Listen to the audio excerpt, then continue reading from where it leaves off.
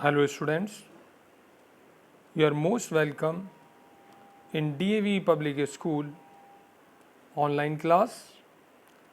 Today we will discuss about worksheet of class 6 subject SST. Worksheet number is A5.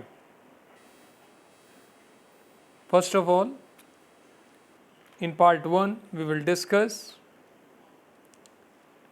history. Question number 1, answer the following questions. आगे दिए हुए questions के answer दें. Question number 1, write any 3 features of the archaeological source. कोई 3 विशेषताएं बतानी हैं archaeological source की, पुरातत्व स्रोत की.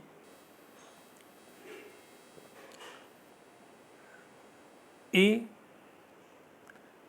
Archaeologist एक्सक्वेट sites.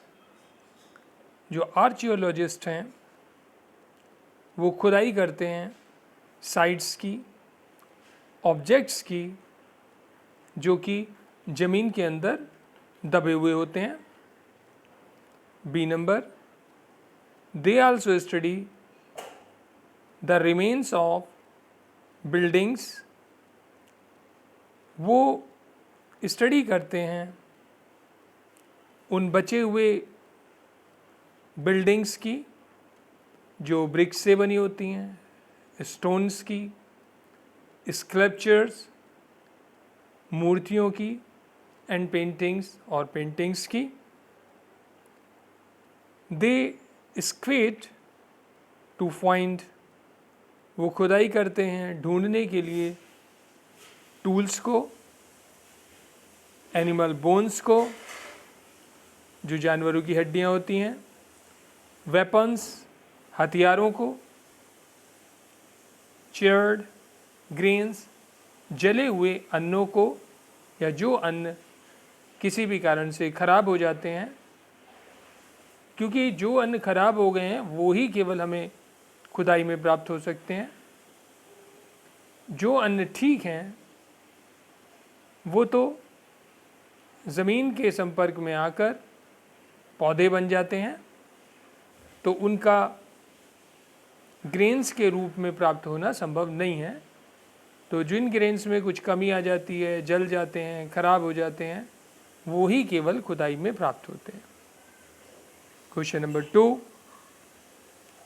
What are the different ways to find out about the past. कौन से वो अलग अलग तरीके हैं जिनसे पास्ट को खोजा जाता है. वो तरीके हैं मॉन्यूमेंट्स के माध्यम से, कॉइन्स के माध्यम से, आर्टिफैक्ट्स होते हैं कलाकृतियाँ, एंड इंस्क्रिप्शंस जो शिलालेख होते हैं. इन सब के बारे में आगे पॉइंट्स में डिटेल में बताया जाएगा. Provide concrete and authentic evidence. तो ये सारी जो चीज़ें हैं ये मजबूत और विश्वसनीय एविडेंस होते हैं. ए, मॉन्यूमेंट्स क्या हैं उसे देख लेते हैं. Monument is a structure. Monument एक स्ट्रक्चर होता है, बिल्डिंग होता है, या other structure related to erected to commemorate a noble person और इवेंट. कोई भी ऐसा स्ट्रक्चर जो बनवाया जाता है किसी की याद में, या तो किसी अच्छे व्यक्ति की याद में, या तो किसी घटना की याद में, जैसे कि ताजमहल. बी, कॉइन्स के बारे में देखते हैं. Coins throw significant light on the economic structure of ancient India. Coins प्रकाश डालते हैं पुराने समय के भारत की इकोनॉमिक स्ट्रक्चर के ऊपर, आर्थिक स्ट्रक्चर के ऊपर। सी, इंस्क्रिप्शंस को जान लेते हैं। Inscriptions can be seen on pillars. Inscriptions को देखा जा सकता है पिलर्स के ऊपर, रॉक स्लैब्स के ऊपर, वॉल्स ऑफ बिल्डिंग्स की दीवारों पर, एंड बॉडी ऑफ टेम्पल और टेम्पल्स के ऊपर। बाय स्टडिंग दैम, इन्हें पढ़ने के बाद, इनका अध्ययन करने के बाद, वी कैन अंडरस्टैंड, हम समझ सकते हैं, द पॉलिटिकल, राजनीतिक, सोशल, सामाजिक, इकोनॉमिक, आर्थिक, एंड रिलीजियस, धार्मिक, लाइव्स ऑफ पीपल, लोगों का जीवन, इन एंशियंट टाइम, पुराने समय में। The artifacts, artifact is something made or given shape by humans.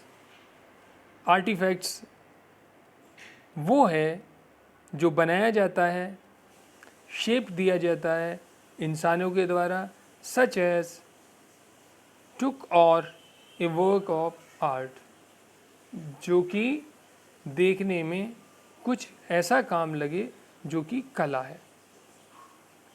Question number 3, why did ancient civilizations develop near river valleys?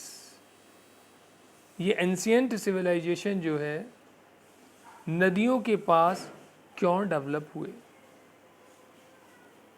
Civilisations, इसका answer है resulted as hunter-gatherers started to settle or practice agriculture. Civilization परिणाम हुआ जब Hunter gatherers ने start कर दिया agriculture करना।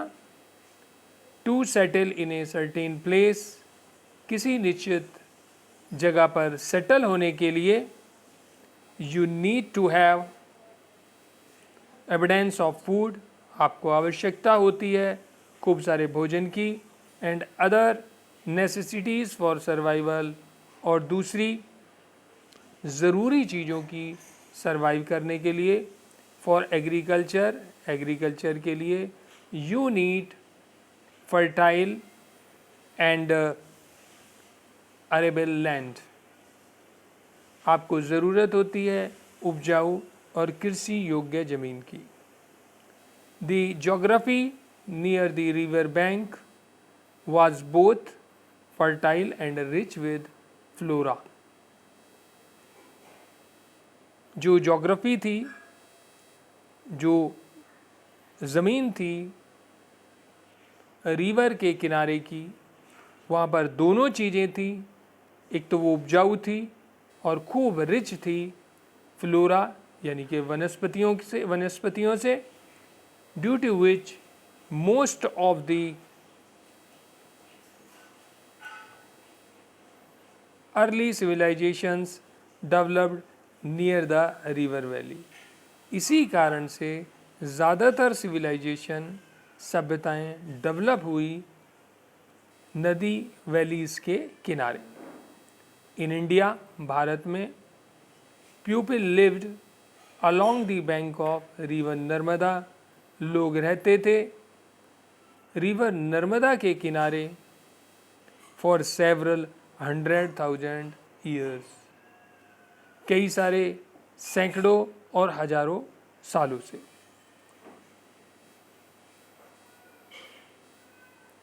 Question number 2, answer the following questions. आगे दिए हुए क्वेश्चंस के आंसर देने हैं। Why did early humans live A nomadic life? ये जो पुराने लोग थे ये नोमैडिक लाइफ क्यों जीते थे? नोमैडिक मतलब घुमक्कड़, एक जगह नहीं टिकते थे, एक जगह से दूसरी जगह वो लोग जाते रहते थे। तो इसका आंसर है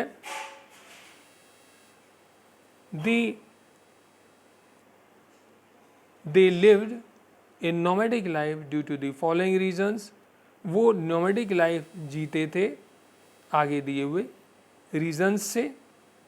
ए, स्टेइंग एट वन प्लेस, एक जगह पर रहना, फॉर ए लॉन्ग टाइम, लंबे समय तक, वुड हैव एंडेड, उसके कारण से समाप्त हो जाता है, the available plant and animals resources, जो प्लांट और एनिमल रिसोर्सेज उनके भोजन के लिए होते हैं वो सब समाप्त हो जाते हैं।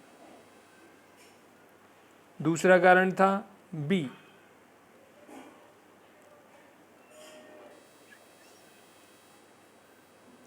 plants and trees bear fruit in different seasons. Plants और trees अपने fruits अलग अलग seasons में रखते हैं।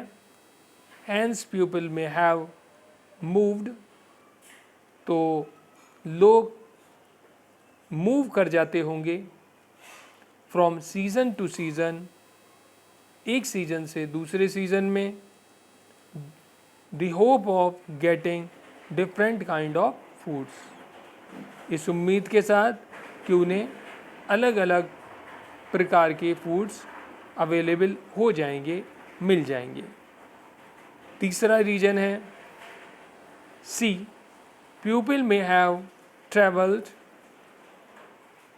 लोग ट्रैवल करते होंगे to meet their kith and kin, अपने सगे संबंधियों से मिलने के लिए। तो ये कुछ रीजन बताए गए हैं जिसके कारण से लोग एक जगह नहीं रहते थे, इधर से उधर वो घूमते रहते थे। दूसरा क्वेश्चन है, how dude people become herders, ये पीपल हर्डर्स कैसे बने। हर्डर्स मतलब पालतू जानवरों को रखने वाले, पशुपालक। Answer, people saw that they could attract and tame animals by living for them. लोगों ने देखा कि वो जानवरों को पालतू बना सकते हैं, अट्रैक्ट कर सकते हैं उनके लिए खाना छोड़कर। The first animal to be tamed was the ancestor of dog.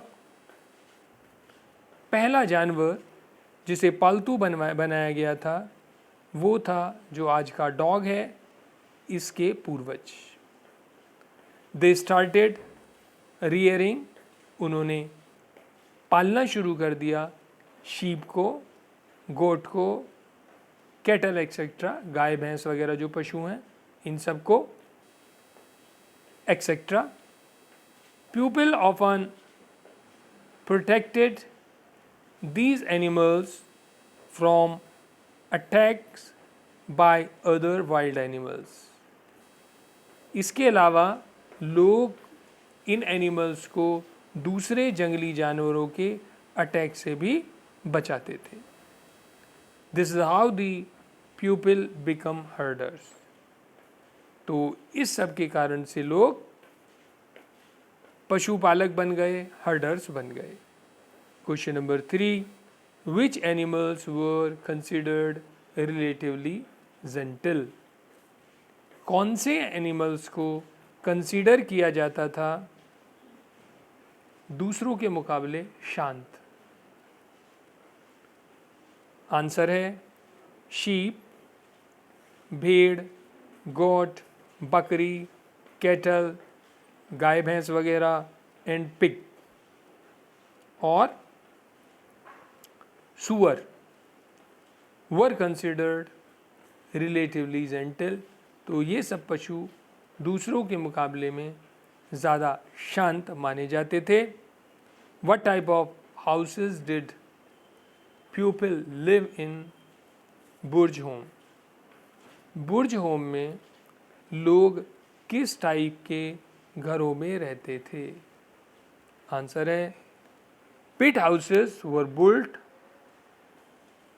Bye people, लोगों द्वारा पिट हाउसेस बनाए जाते थे by digging into the ground, ज़मीन पर गड्ढा खोदकर, with steps leading into them, जिसमें सीढ़ियाँ होती थी अंदर जाने के लिए। Question number 5, why people become farmers? लोग फार्मर्स क्यों बने? आंसर है, when the climate of the world was changing, जब दुनिया का क्लाइमेट बदल रहा था, पीपल ऑब्जर्व्ड प्लेसेस, लोगों ने ऑब्जर्व किया उन जगहों को, where edible plants are found, जहाँ पर खाने योग्य प्लांट्स उपलब्ध हो रहे थे, अबाउट सीड्स प्लांट्स एक्सेट्रा, वहाँ पर बीज भी थे और प्लांट्स वगैरह भी थे। They started growing their own plants, उन्होंने अपने खुद के प्लांट्स को ग्रो करना शुरू कर दिया। एंड दस दे बिकम फार्मर्स, और इसलिए वो फार्मर्स बन गए। Question 6, right A short note on early rock paintings. एक शॉर्ट नोट लिखना है अर्ली रॉक पेंटिंग्स के बारे में। तो आंसर है, these paintings show wild animals, ये वाली जो पेंटिंग्स थी इसमें वाइल्ड एनिमल्स को, जंगली जानवरों को शो किया जाता था, दर्शाया जाता था। Which have been drawn with great accuracy and skill, जिन्हें ड्रॉ किया जाता था बहुत ज़्यादा एक्यूरेसी से और बड़ी योग्यता के साथ।